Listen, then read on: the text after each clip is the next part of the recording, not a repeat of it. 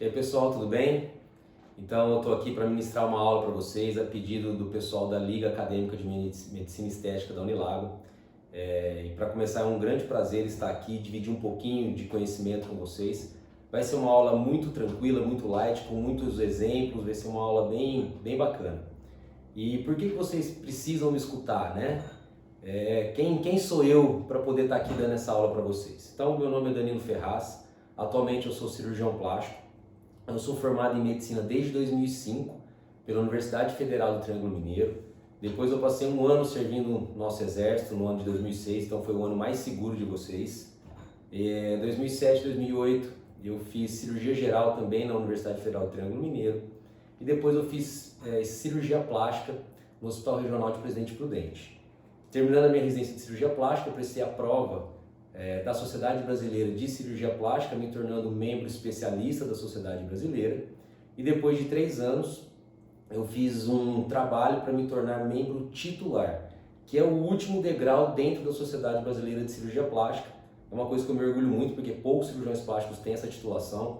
Então, é por isso que vocês têm que me ouvir, porque eu sei que eu vou falar. E o meu trabalho para titular foi sobre mamas, tá? Cirurgia estética das mamas. Em específico, um tipo de cirurgia que eu vou comentar com vocês mais para frente. Então eu pensei em fazer essa aula sobre a parte estética das mamas, tá? É um assunto que está em moda, sempre está em moda, agrada tanto os meninos quanto as meninas, e quem gosta de estética, obrigatoriamente tem que gostar de mama, tá?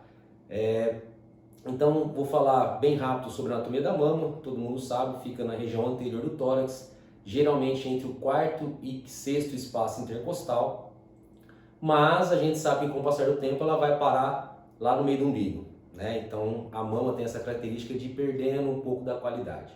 Ela tem a inervação através dos ramos torácicos, dos nervos torácicos, e é irrigada por vasos torácicos, pela mamária e também por vasos diretos da aorta. Então, bem rapidinho essa anatomia, todo mundo sabe onde fica. E vamos falar então o seguinte: quais são as principais queixas estéticas da mama, tá? Então a principal delas em consultório é a falta de mama, é quando a mama não cresceu. Então a paciente chega no consultório e fala: doutor, minhas mamas são muito pequenas, eu pareço um menino. Então essa é a principal queixa. Uma outra queixa muito comum também é exatamente o contrário, é o oposto, que as mamas são muito grandes. Então ela fala que na juventude as mamas começaram a crescer, não pararam mais e foram perdendo a qualidade estética, ou seja, perderam o colo, evoluindo com flacidez.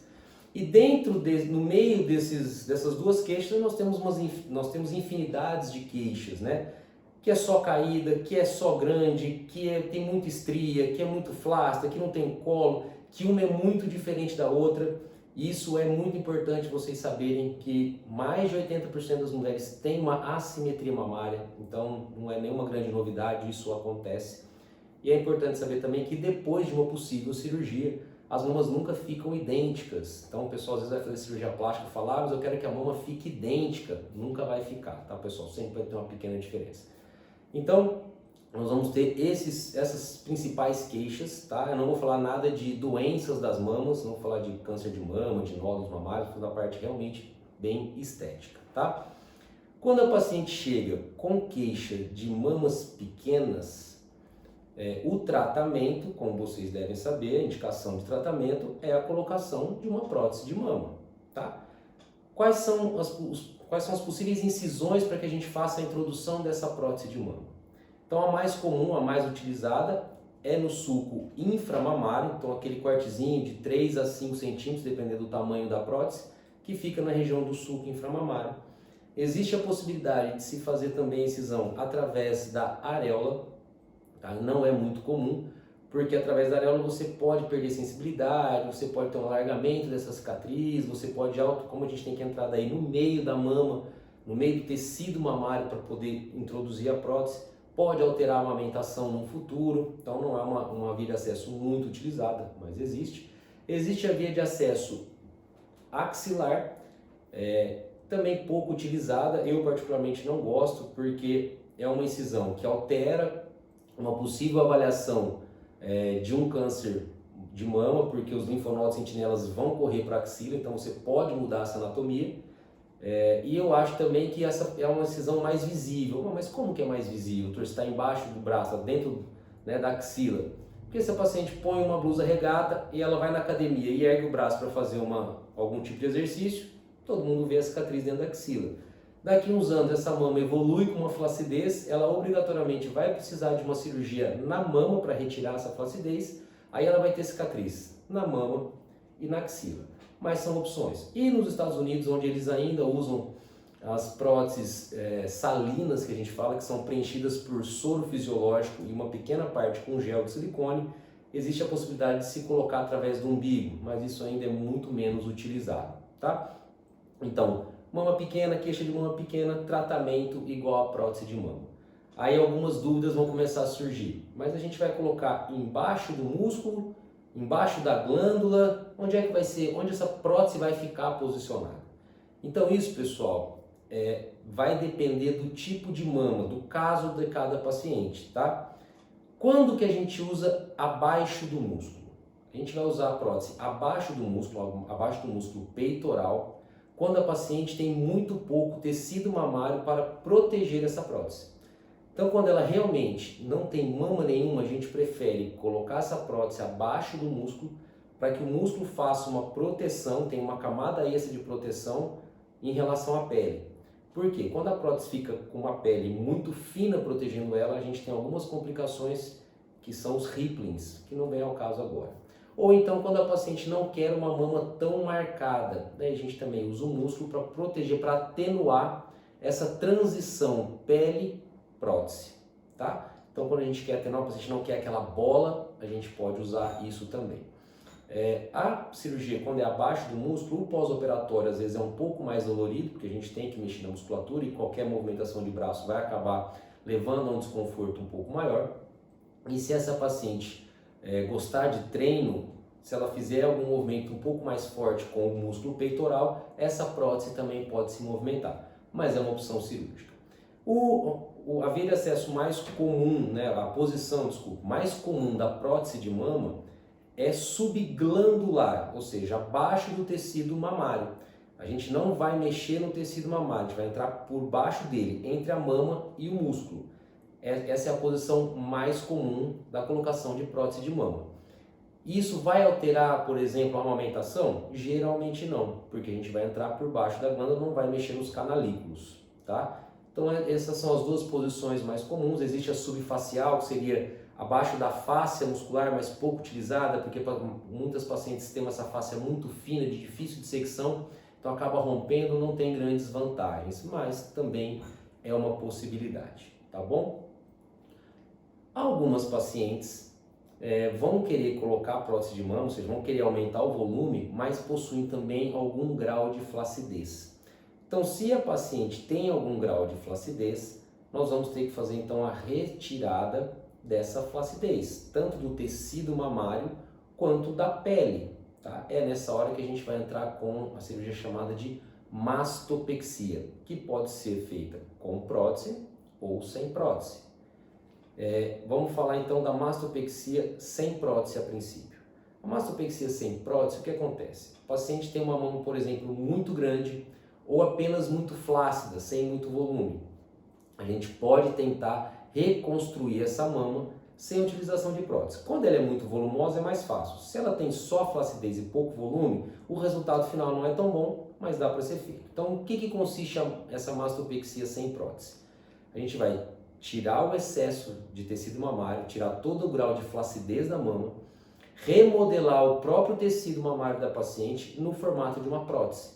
Então, como é que a gente vai fazer isso? Através de pontos entre o tecido mamário e o músculo peitoral. A gente vai delineando toda a região de colo, depois a gente produz alguns retalhos do próprio tecido mamário para preencher esse cone mamário, para dar aquele aspecto volumoso, aquele aspecto mais arredondado.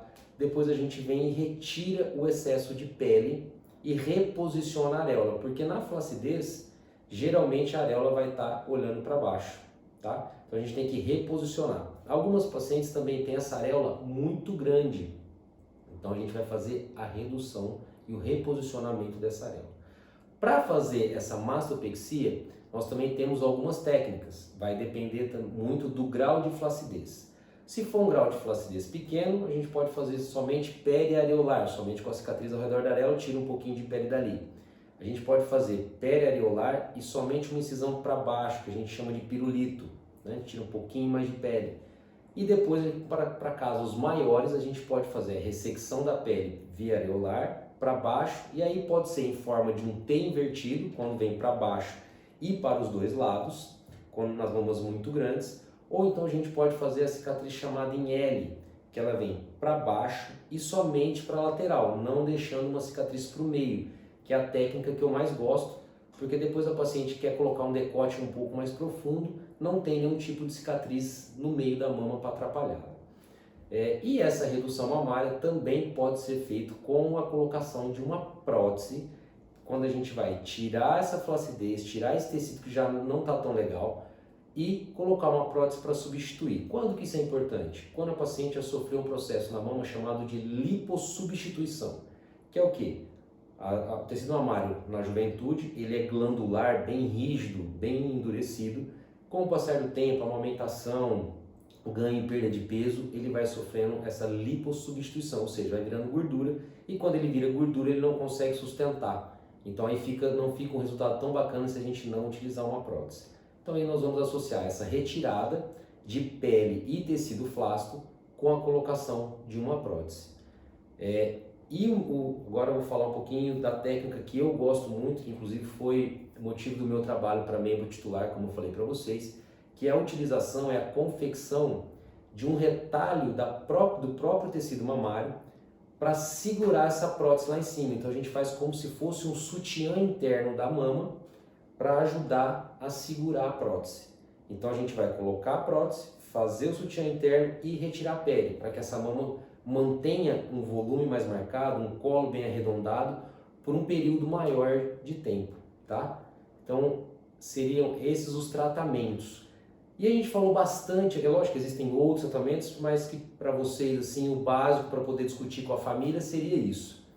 E eu falei tanto de prótese de mama, vocês vão perguntar, pô, mas como é que a gente escolhe tamanho, como é que a gente escolhe o tipo, quais são os formatos, como é que é essa questão da prótese?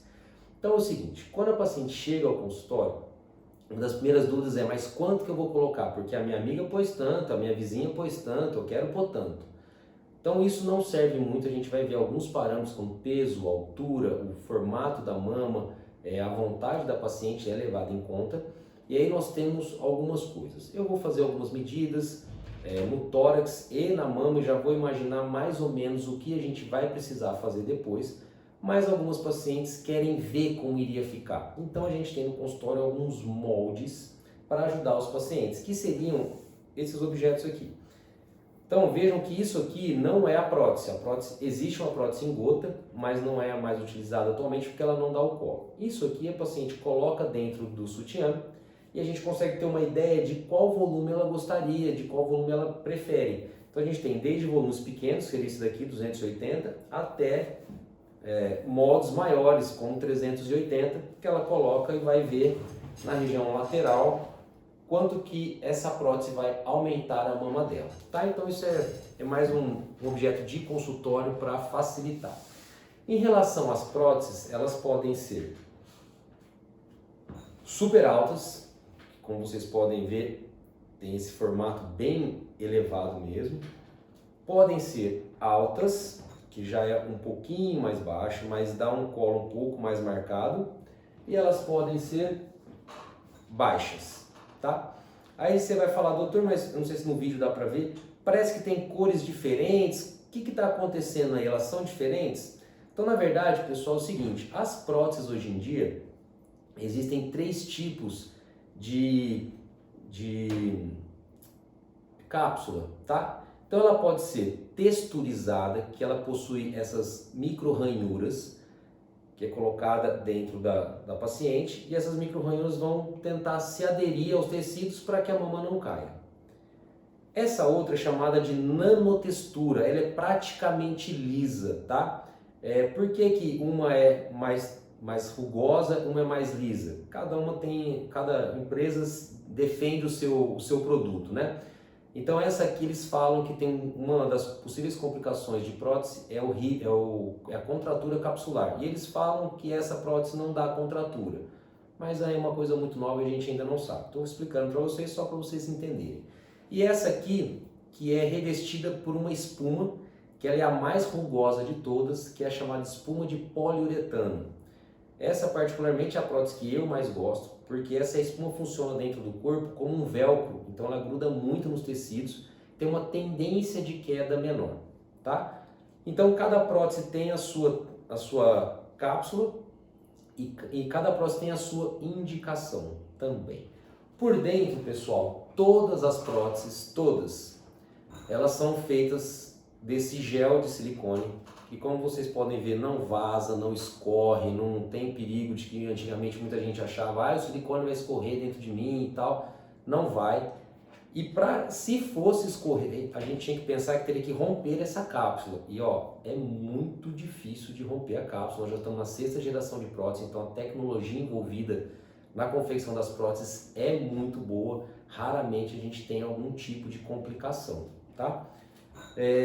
Existem, obviamente, várias alterações, vários detalhes na cirurgia da mama, várias dúvidas que surgem, e uma delas, fora isso tudo, é em relação às cicatrizes. Então, obviamente que toda cirurgia vai trazer cicatrizes, maiores ou menores. O importante é saber que as cicatrizes fazem parte da cirurgia plástica e, felizmente, elas passam por várias fases. E eu costumo falar para os pacientes que a cicatriz no primeiro mês ela é linda, do primeiro para o terceiro mês ela piora um pouco, ela vai ficar um pouquinho mais avermelhada, um pouquinho mais grossa, e depois de 3 meses até 1 ano ela vai melhorar muito. Então você que pensa em fazer uma cirurgia, saiba que o nosso corpo não é nessa velocidade de hoje, não é essa velocidade de informação. Nosso corpo ainda é analógico, ele precisa de tempo. Então, tanto formato, quanto cicatriz, quanto qualquer tipo de alteração na mama ou de qualquer cirurgia, a gente precisa de um tempo para que o organismo se ajeite. Então, pelo menos 1 ano para qualquer tipo de cicatriz, tá bom? Vários outros detalhes de mama, várias outras técnicas, mas eu acho que, no geral, isso é o que a gente mais vê no consultório em relação à cirurgia das mamas. Essas são as principais queixas, esses são os principais tipos de tratamento, que é colocação de prótese, mastopexia com prótese, mastopexia sem prótese. Tá bom, pessoal? Então espero que vocês tenham gostado desse bate-papo. Quaisquer dúvidas que vocês tenham, podem entrar em contato comigo, ou mesmo com o pessoal que comanda a liga, que eles entram em contato com a gente aqui e vai tirando dúvidas. Eu fico totalmente à disposição de vocês e espero que esse canal fique aberto entre nós para que a gente cresça junto. Com as dúvidas de vocês eu aprendo e vocês aprendam um pouco comigo. Então, obrigado pela atenção, obrigado pelo carinho e até um próximo vídeo.